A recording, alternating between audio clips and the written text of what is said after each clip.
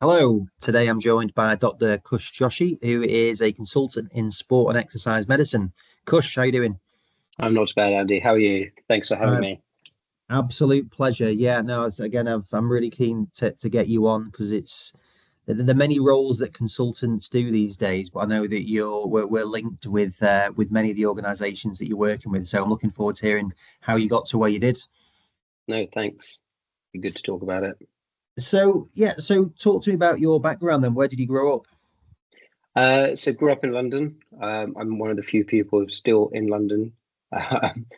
Even trained in London. So went to King's kind of 2002, 2008.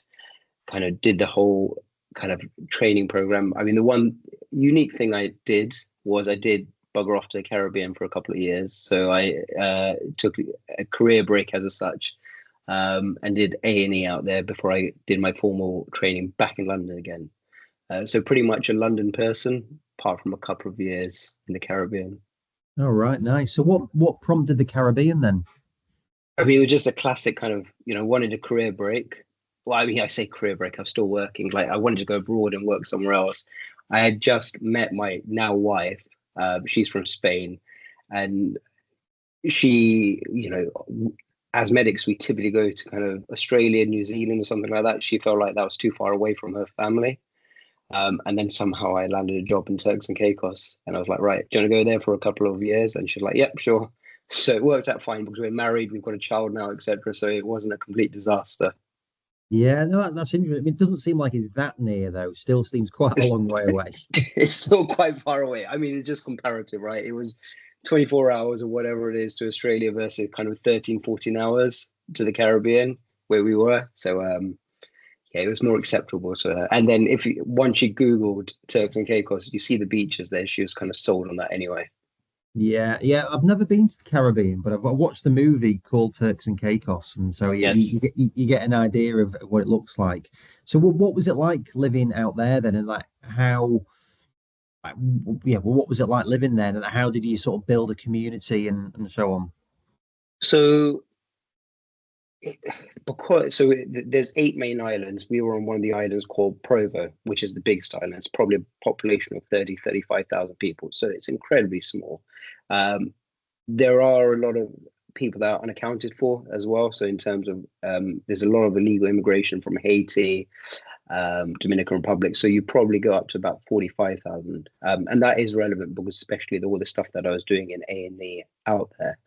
Um, but when you're in kind of, I don't know, I'm from London, and we're terrible at saying hi to people and all kind of creating community kind of locally. It's very hard for you to even know who your next door neighbor is.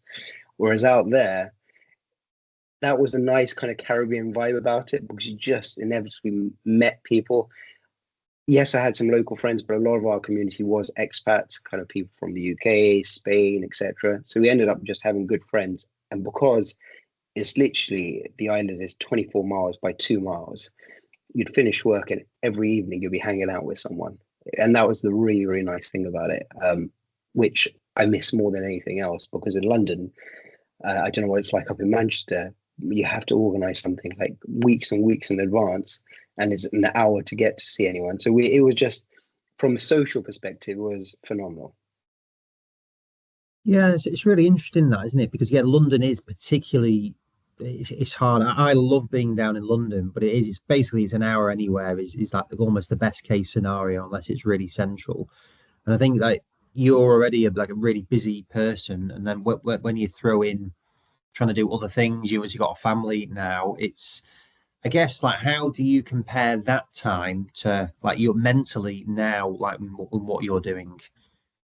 I guess one of the reasons we ended up leaving for both of us was as amazing as it was, it felt like at that, I was, so this, we left in 2015. So I was 30 years of age then. I still very much in the infancy of my career. And it's not to say like, I still feel like I've got a long way to go even now. It, I think it's fine if you're kind of 45, 50 there and you're kind of like maybe thinking of retiring, something like that. Just in terms of everyone's personality is different. This is for me. Coming back to London was kind of right. I want to do something a little bit more with my career in terms of trajectory, kind of embed myself into things as more from a career perspective that I'm really interested in. That was really important to me. And so coming back here, that's been the focus of things. And you still got friends and family here, etc. You end up having to just be a bit more logistical in terms of your planning, in terms of how you do everything. Whereas out there, yes, we worked hard, but you just could have a social life far easier. But we took that,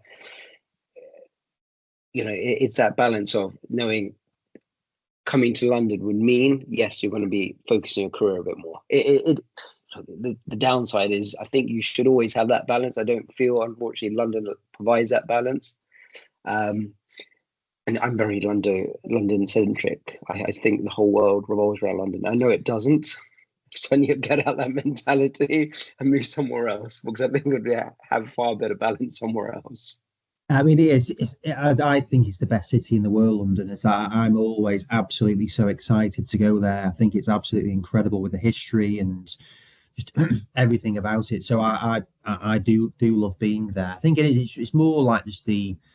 So when I went to Australia for a year and I loved it, but then I love being in Manchester. Like I choose to be here because I really like it with family, friends, and you just got those natural things that you've built up, which you can't ever. You can meet new people, but my friends tend to be ones that have gone to university with or school, or you've got a real deep connection with, or you've worked with for an extensive period of time. So yeah, it's great. I agree. I think it's great doing those things, but then there's different challenges and opportunities to everything that you're doing. So when you were thinking of coming back, then like what did you have a clear vision as to what you wanted to be doing?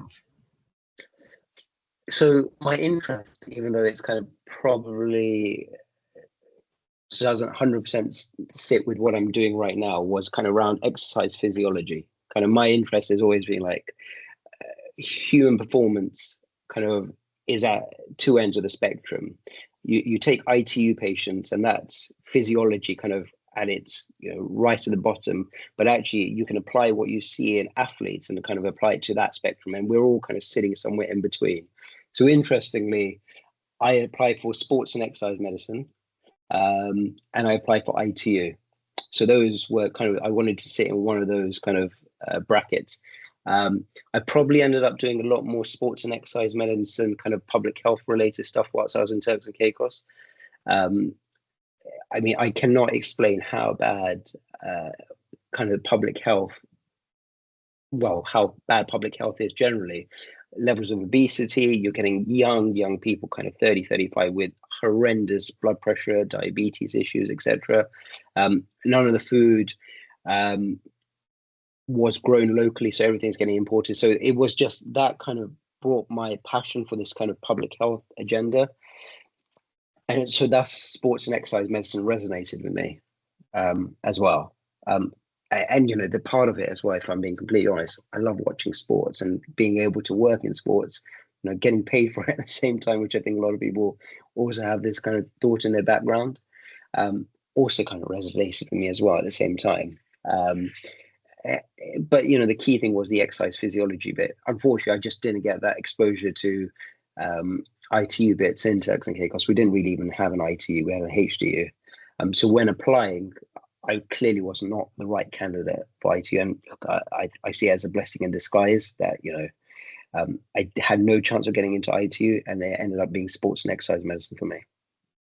So how closely they align then? So if you, with your qualifications, then like what are the pathways for you to go down?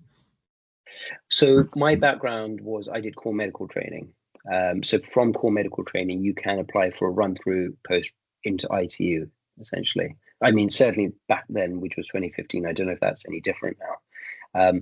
But in core medical training, you can obviously then apply for sports and exercise medicine. You can apply for any kind of physician role. The other training pathways are you can either do GP training or ACCS to get into sports and exercise medicine.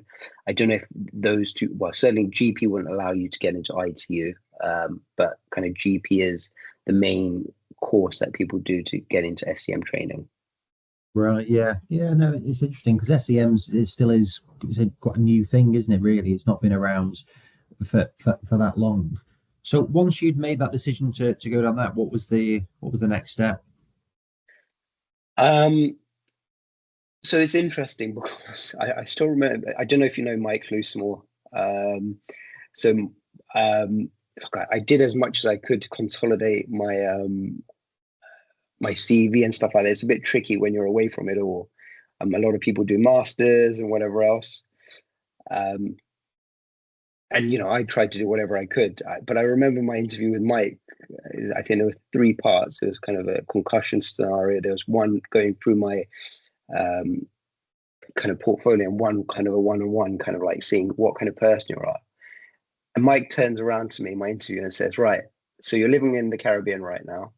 How do we know you're not just going to bugger off once you complete your training?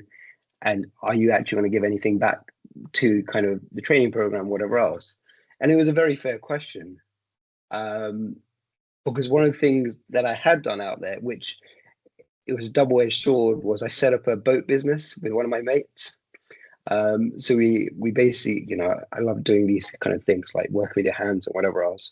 So I had he had an old boat in his yard, which is very Caribbean style. Like, and literally we sanded it down and we started like the attempt was to start doing a bit of fishing on it and getting tourists on it, etc., etc. But we had got it to a really good place. But because obviously I was then coming back to the UK, that was never going to fully, you know, be fully fledged business essentially. And so Mike caught on to that. That was a bit that kind of really worried him. But he also liked it because he thought that was a little bit of business acumen. I'd done something different from all the other applicants, etc. So, that bit was never for me to kind of apply to sports and exercise medicine, but that was also just Mike asking, how do I know you're not going to bugger off back to the Caribbean, and what's different about you? So I did all the things I can, but I think, people ask me what should they be doing to get into SCM. It is a competitive field and you've got to do all the right things, but it's about what makes you stick out. And now I certainly didn't start sanding down boats and stuff like that to stick out. It was just a bit of fun. So I think you just got to be a bit authentic about the way you are as a person as well. Yeah, it's a really interesting point then about that, because I agree.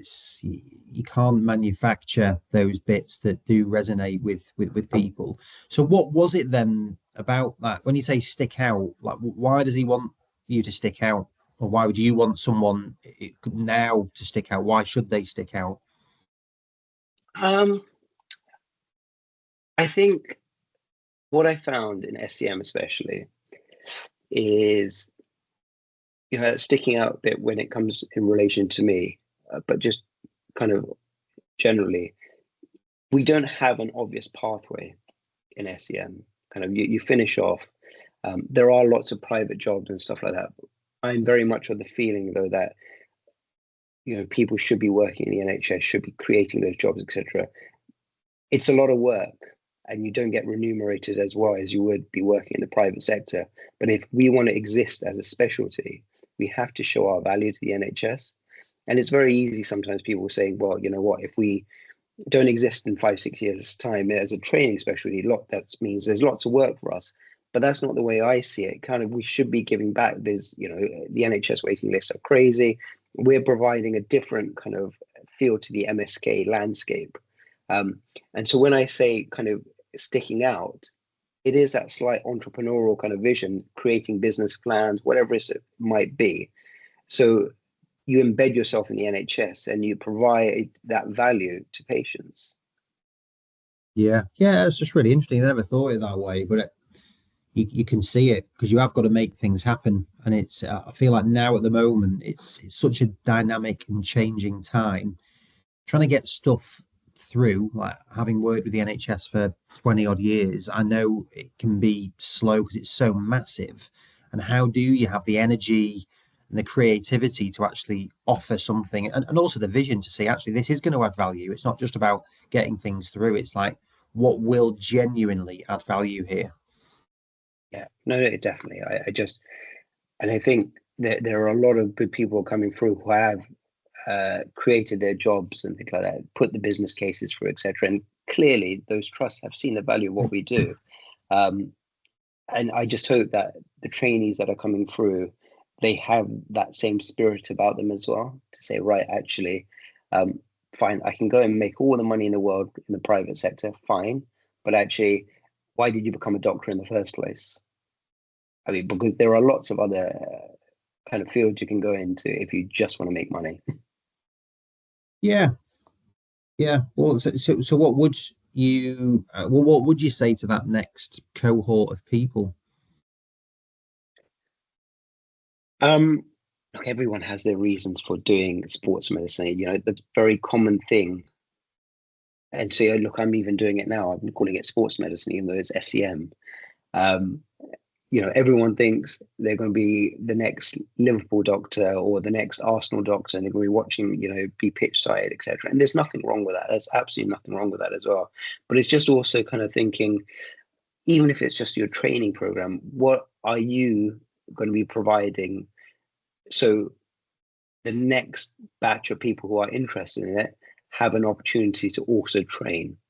Because if we don't give something back to the NHS, we're not going to exist as a specialty. That's always my concern. And you could easily see that happening. I think there are enough jobs, but you know, for people to land into right now, and you know, you've got all the military jobs, etc.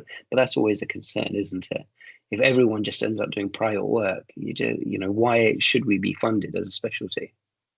Mm, yeah, yeah. I mean, I think like the people that are roughly your age and have worked in that area. I find them quite an impressive set of people, really. Like they're very.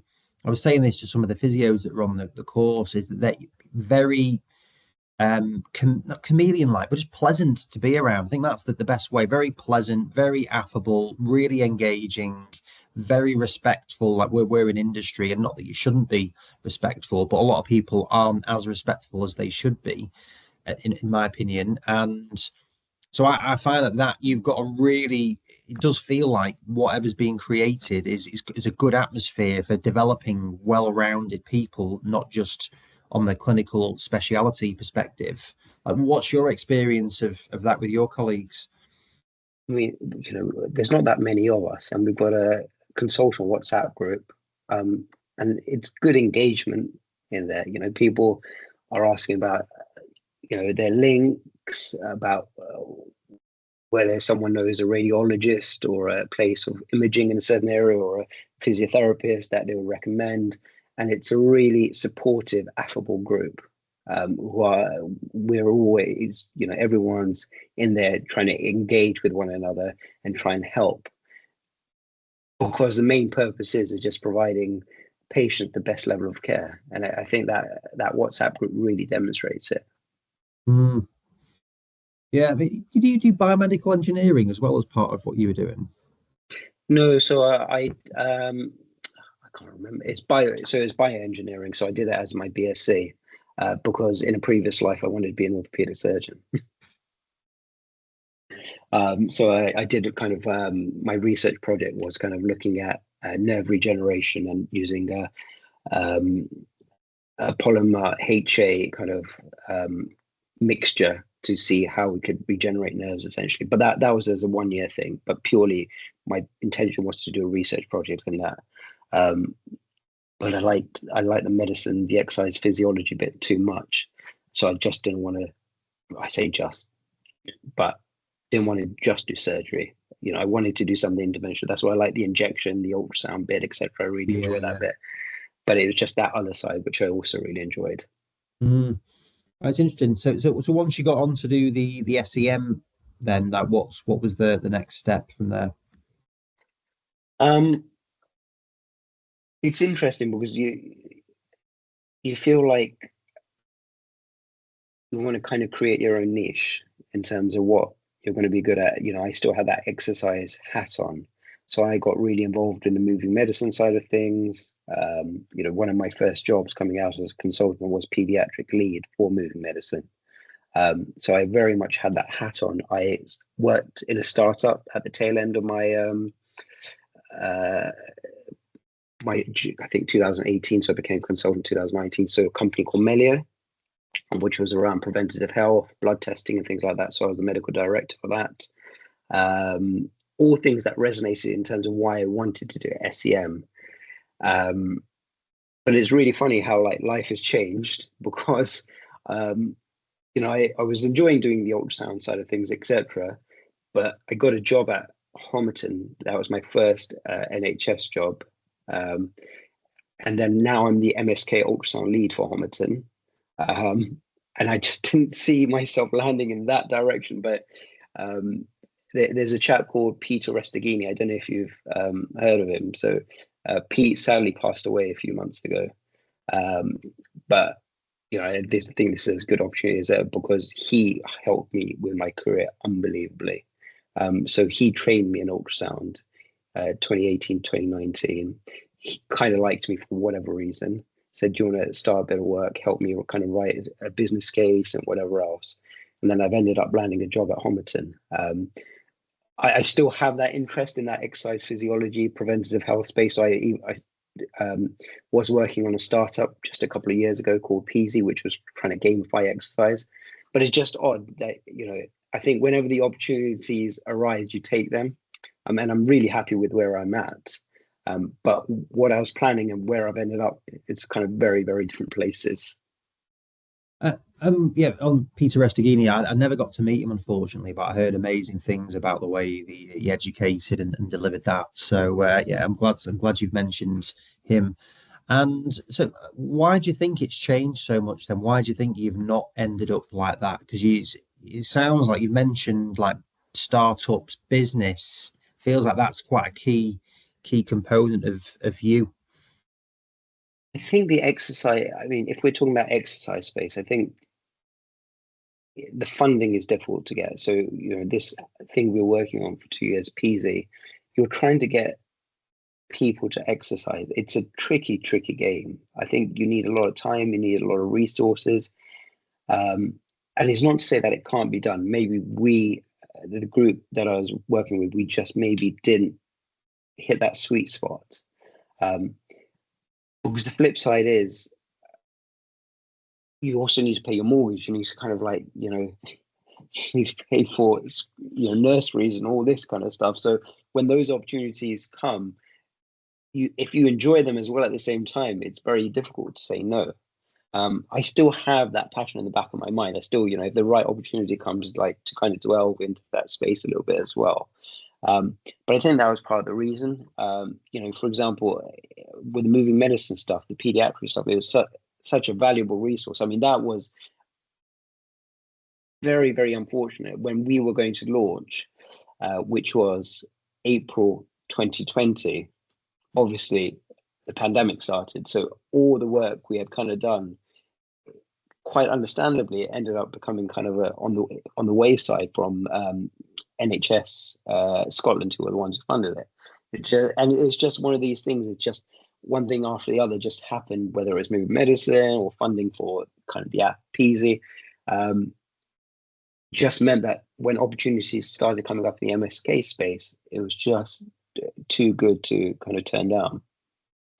Yeah, no, there's a couple of things there. So I think it's like trying to get people exercising. There's no product in it, so therefore there's no money almost sometimes to promote it. Like every product there's some amazing stuff out there, but if there's no way of commercializing it, then that tends to drive a lot of what people want to invest in, isn't it? So it's quite an interesting that one because I'm sure there's loads of very basic things that could be done to really help the society.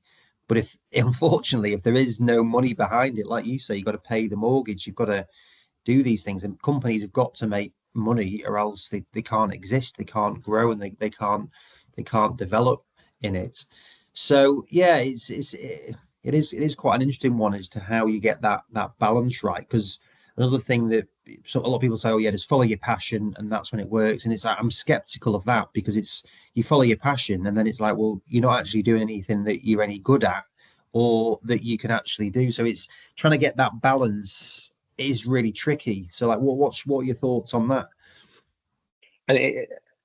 Just to that point in the exercise bit as well, Andy, what we realized actually our biggest competitor wasn't anything else. It was Netflix and Amazon Prime and stuff like that. So when your competition is that, those are hard competitors, how do you get people away from the Netflix in the evening and Amazon, whatever else? We're talking, the Stravas of the world work because they are for the kind of 30% of people who exercise and have always exercised. All the evidence shows that, kind of in terms of over the last 30, 40 years, despite all the initiatives by Tesco, Sainsbury's, kind of trying to get kids active and whatever else, there's been no change in terms of absolute numbers who exercise, and it's the same numbers.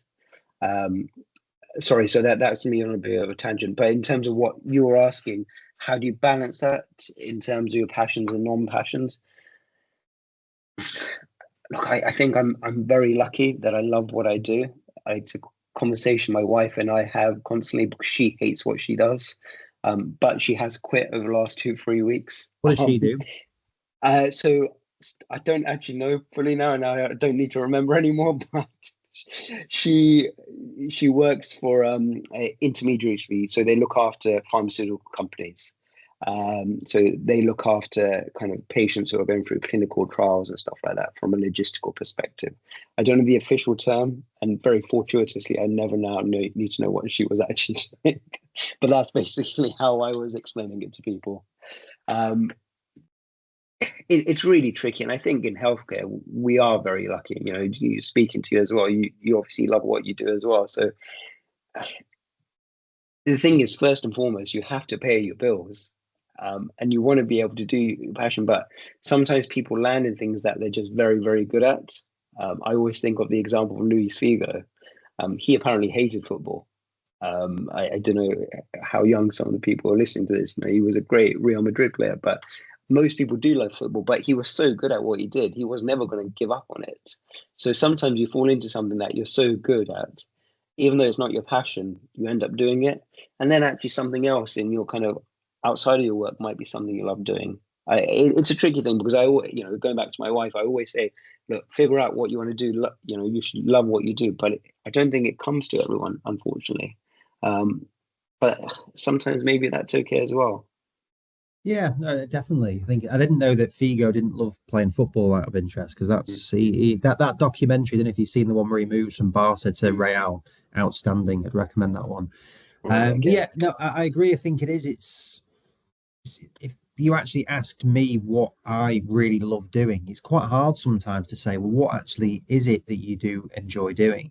Well, that actually what I'm doing now, I've really enjoyed doing, but I would never ever have thought that I'd be doing this when I was at Mm-hmm. school or at university, or even when I was like mid-20s, I was still trying to figure out what I wanted to do. So some people are on that pathway and they really know it, but so many people. I was actually chatting with a couple of friends of mine today, and we're working on a project to help people almost with like trying to find purpose and really ask the right questions.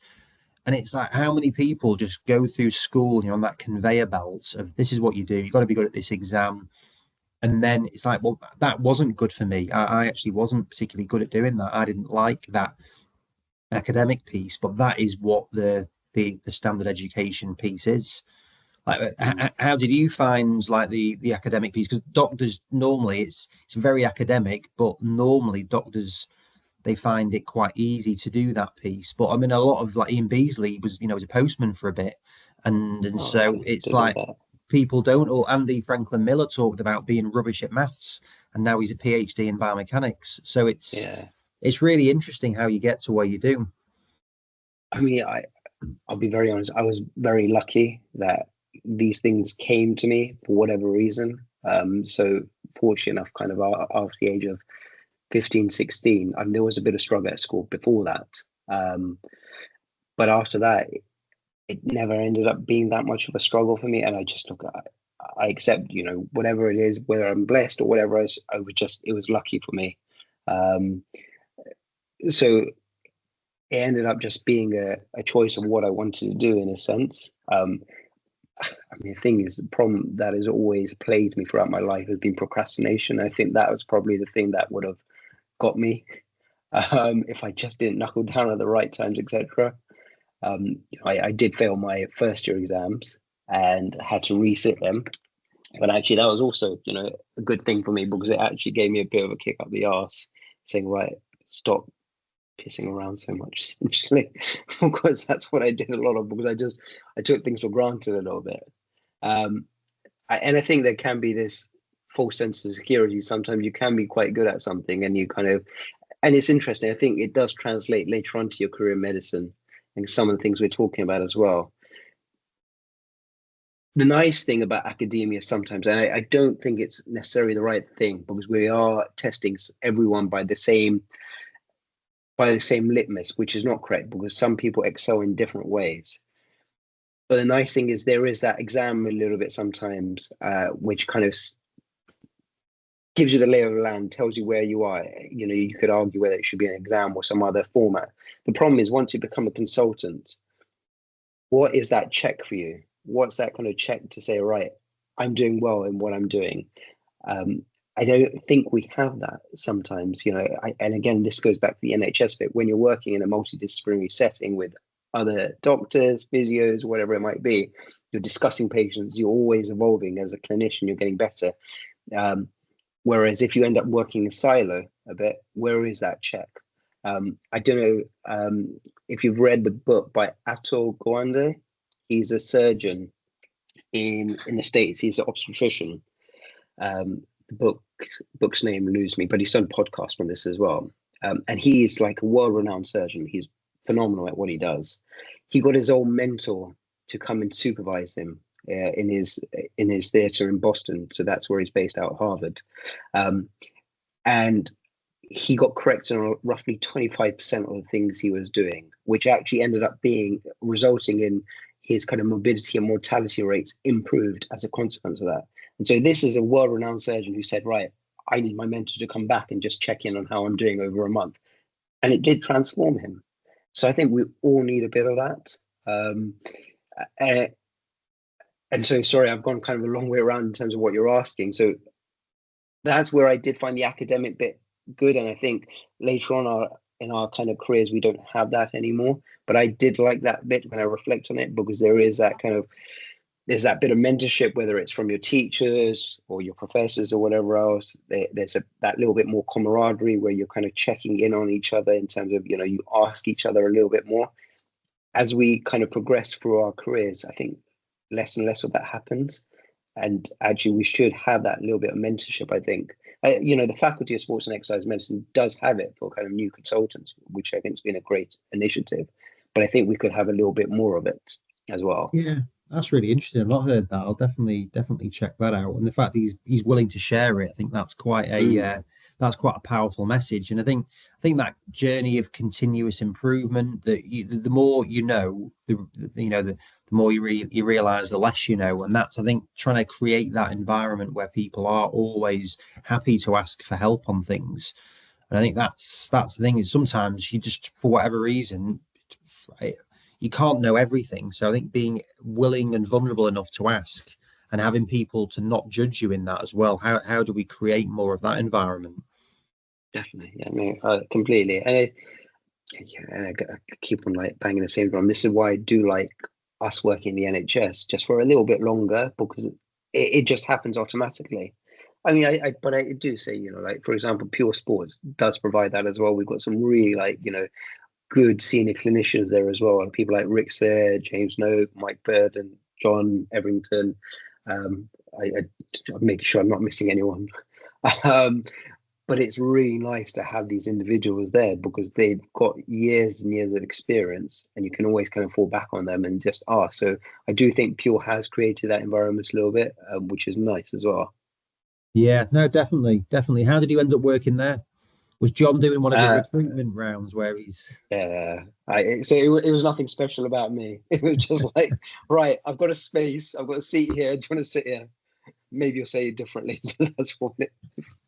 I mean, John was really helpful. Like when I CCT'd, so you know, I was applying for NHS posts. So I was applying up in Leicester, Oxford. I don't think the military post had come up.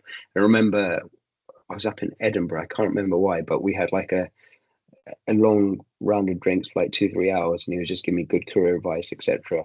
And then he was like, kind of, look, if you want to come to work at Pure at some point, you know, let me know. But he was, I mean, look, it was just one evening, but it was really good sound advice. And John is that way. He's a really good guy. Yeah, no, I fully agree. And John was actually someone I was thinking of then when like I've caught up with him recently, and he's just so happy to say, look, I'm not sure what to do with this, or he's really. I mean, I suppose that comes from being comfortable within yourself and being able to do it. But I think it is quite powerful because you can assume, oh yeah, well once you get to that stage, yeah, who's going to be telling you what to do? And sometimes it's actually that collaborative piece really helps you to change the way you're thinking or do things. So yeah, so in terms of like you work with a couple of other places, I know you're doing more work with the guys at Carter and George, with Reese and Chris, and they seem to be doing great things in the industry. How did that come about? Um, so they were opening up a site in St Albans. I was, um, I'm just about to leave my CMO position. Well, I am leaving it as of May 20th, but it depends when this gets aired. Um, so I thought I was going to do a little bit less work, but then I had heard good things about Carter and George, and so they were opening a clinic up in St Albans. And as opposed to just quitting one thing, I took on another thing. Ended up having a good few phone calls with Chris in terms of their expansion plans, and one thing is the expansion plans, but actually it's the level of service that they want to deliver for their patients. And I found that piece really interesting. And I think they've already got like 6 SEMs. Quite a few of them I think probably most of them have been trainees of mine at some point. And so it was just very natural, that conversation, in terms of they knew that they needed to work on that governance piece around having a medical director. So we had a bit of back and forth, and Chris kind of offered me the medical director role, which made a lot of sense for me in terms of my next stage of my career. Yeah, no, that's really exciting, and it's really interesting to see the change in that private health setting of pure sports med have been around for quite a long period of time, but Carter and George have really they've moved pretty quickly, haven't they? Really, like I love Reese's story. It's fascinating to see where they've come from and what their plans are. So, like, what do you foresee the future of that being the SCM world in that? It's kind of come from a physio space, really, hasn't it? But then building Mm. out these other services. I think, if you're looking at it purely from a business perspective outside of London, there's a huge opportunity, and that's why kind of Reese has seen that, and that's very, you know, he's clearly got a vision, which is amazing. And you look at the clinics already; they're incredibly busy. So there is that need in the market for it. You look at the numbers as well from a private insurance perspective. 22% of people have private insurance now. Kind of 2020, 2021, I believe it was 11%. So that's only going to rise, and that's unfortunately because the NHS can't cope. So that's a whole different conversation. So there is the need in the market for this, and it's about providing the best quality service. That's my vision of it as well, kind of coming into this new role. How can we make sure that the consultants that are coming into these positions are, number one, the best they can be, but are provided support to in a similar vein to what I was talking about, continue their development in a place like Carter and George. Yeah, no, that's really exciting. I didn't actually know those stats of, it's doubled Mm. in that time period. But I am actually one of that percentage, so that makes sense in terms of that. Yeah, no, I think it's really exciting, and I think there's technically there's in competition to some extent because you'll work in a number of places where they compete, but I think the opportunity is so big. How are we just trying to offer a better service and not really worry about what everyone else is doing? It's like this, what are we focused on? How do we do what we're good at or what our key focus is? Yeah. I mean, I, look, I always am concerned from a very selfish perspective as well. Is the work going to dry out? I think we all kind of think that. Um, unfortunately, the MSK space. There's always work there. It's just about where you want to see yourself sitting in that as well sometimes. So I don't think there will be a shortage of work anytime soon. But I think the key thing is you should just be providing a good level of service. I think that's the most important thing. And just providing as much as you can, because sometimes the evidence can be there is a paucity of evidence, but as much good evidence-based care as you can. Yeah, definitely. And I saw that you worked at Wimbledon for you're involved in that. So like, I'm a massive tennis fan, so been to Yeah, Wimbledon every other year. Tend to go. So I know like what a good radiologist friend of mine is one of the lines judges, and if you know Shub. yeah. Um, I've never so met him, but I've heard about him. Yes. I loved it. So a few years ago, I went and Andy Murray was on centre court and he served match-winning ace.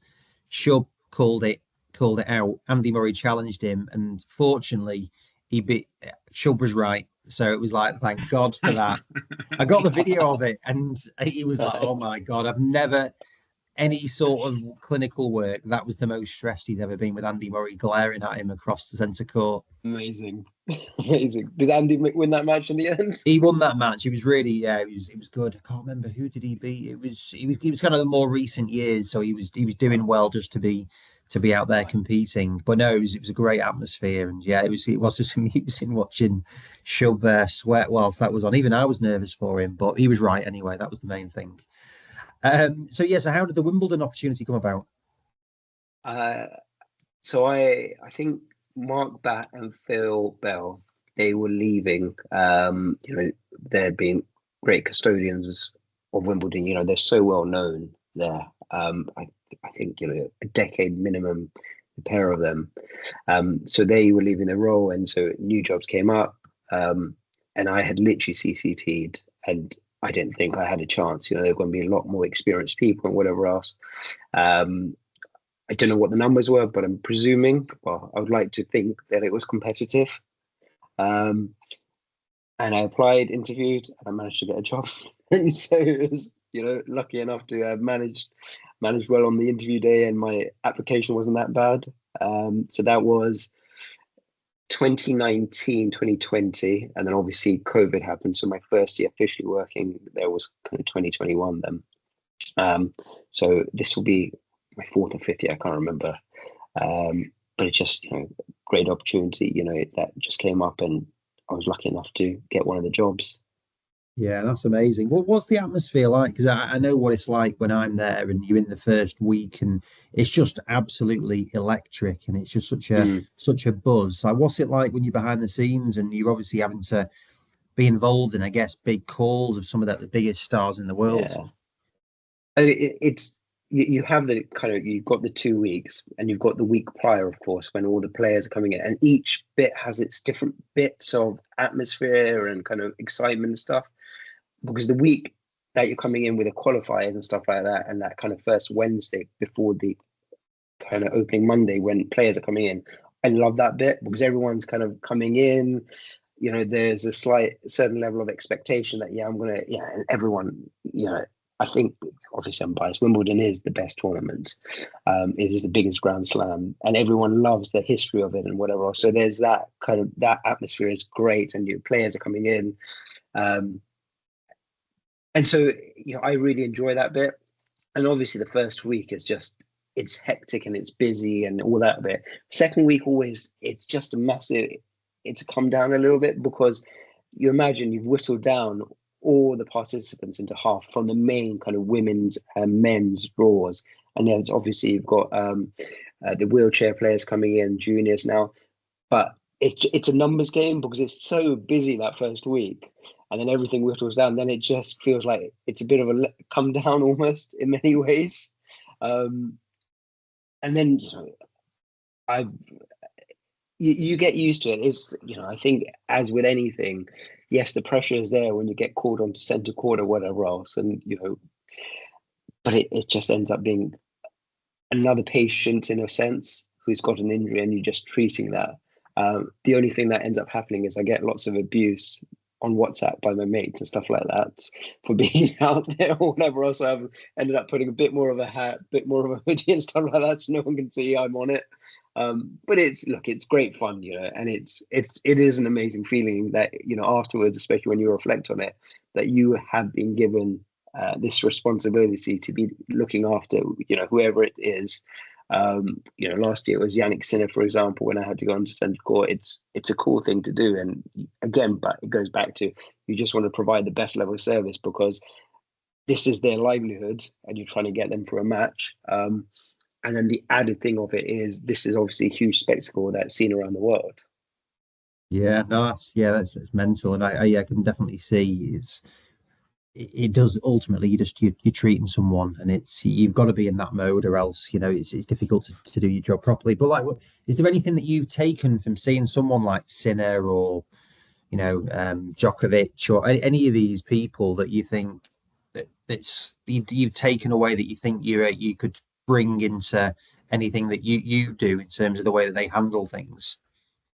I think if you're kind of, are you talking from an MSK perspective, Not patient really, perspective, no. or? Just from like a general, I guess I love so that those stars. They are the biggest stars on Mm. the planet, and like, if is there anything different about them that you see that? So whether you love him or hate him, I mean, obviously everyone sits on one side with Novak. Um, I remember him in the Berrettini final, and he was getting abuse thrown at him, etc. And then I was fortunate enough to cover his game against Alcaraz a year before last when Alcaraz won. Um, the Berrettini final was interesting because, you know it was a very heavy kind of Italian kind of dominant crowd. And there was just something like, he was sat, and people have seen it, right? And but just to see that live, where he sits in his chair and he goes into the Zen-like moments, and then he comes out, and then he just wins it, and he just wins it well. And it's like nothing had happened for the set prior or anything like that. He did it to a certain level against Alcaraz as well, but I think Alcaraz's level, just as from a physical perspective, was too much that year. But Djokovic, I think, may have been carrying a slight, not but just even his level to be fighting someone who's 16 years younger than. I think everyone can learn something from Novak. He knows how to center himself in that moment like no one else. Everything that's just happened hasn't happened it wasn't there. I'm only in this moment, and you can see it. And I hope he writes a book about it, what he does, because I think everyone could learn from what he does, like on a tennis court. It is just phenomenal. And he gets abuse about whether he's the greatest or not, when he's compared to Federer and Nadal and stuff like that. Look, as a purist, obviously I love Federer, but purely from an athletic perspective, Djokovic is the best. But it's just not that; it's his mentality. And I think that's the thing I've taken from Wimbledon. Like, if you can have that mentality in any walk of life, I think you'll do pretty well. Yeah, I mean, I actually find it quite annoying the negativity towards Djokovic, because it's like I don't really get it. He's charismatic person. He's Mm, funny. He gives a lot of personality. And I sort of get he's a little bit combative, but that's exactly what you're talking about there, isn't it? He's so single-minded in what he's mm, looking to do. I think he's like such an amazing personality for the sport, let alone the fact he's like they've got he's got the record for Grand Slams. So yeah, no, I yeah. agree with you. And it's yeah, he does seem to have that sort of Zen like thing. So on that note, like how do you manage your mentality? Because SEM's notorious for having five jobs, and they've got so many different things going on. So how do you manage your manage your mentality, or make sure that you look after yourself as well as doing a great job? I think, I mean, I try as much as I can with a 14-month-old, and my wife's excellent for this. I try once a week, every once a fortnight. I'll meet my best friends. We go climbing. So my main kind of, I run. I kind of go to gym and stuff, but my main thing is indoor kind of bouldering. Um, so I try and do that once a week, and that is like my time for myself, just kind of de-stress with my friends and stuff like that. Still hang out with my best friend from school, so we know each other for like 27, 28 years. Um, And it is just, unfortunately, I say unfortunately, back in the day, I would always put my phone away in the locker. But now, when you've got a 14-month-old, you've always got to be on the kind of call out that something might have happened. So now my phone is with me at all times for that reason. Um, but that's my me time. I try and forget about work. I forget about everything else. That's just me. And I'm just very lucky. I've got a very good partner that way that allows me to do that. So yeah, I think that's the main thing. It's that opportunity to just de-stress by doing that. That's such a big moment for me in my, sometimes it ends up being fortnight, but even a fortnight is a huge, huge thing just to do something that's completely yours. You don't need to think about anything else. Yeah, no, fully agree. I think you've got to have that, or else it's just easy. You can be on all the time. You would be on all the time if you didn't Mm. have those specific things. So look, I really appreciate you sharing your journey, and congratulations on the family life, but also on the different opportunities and roles that you're getting. So yeah, really appreciate that, and look forward to seeing working with you more and seeing more about what you do. Yeah, thanks, Andy. I've really enjoyed our chat. It's been quite different, actually. So I've actually really enjoyed it. Oh, good. Well, glad to hear it. Great. All right. Cheers, Cheers. Kush. Thanks.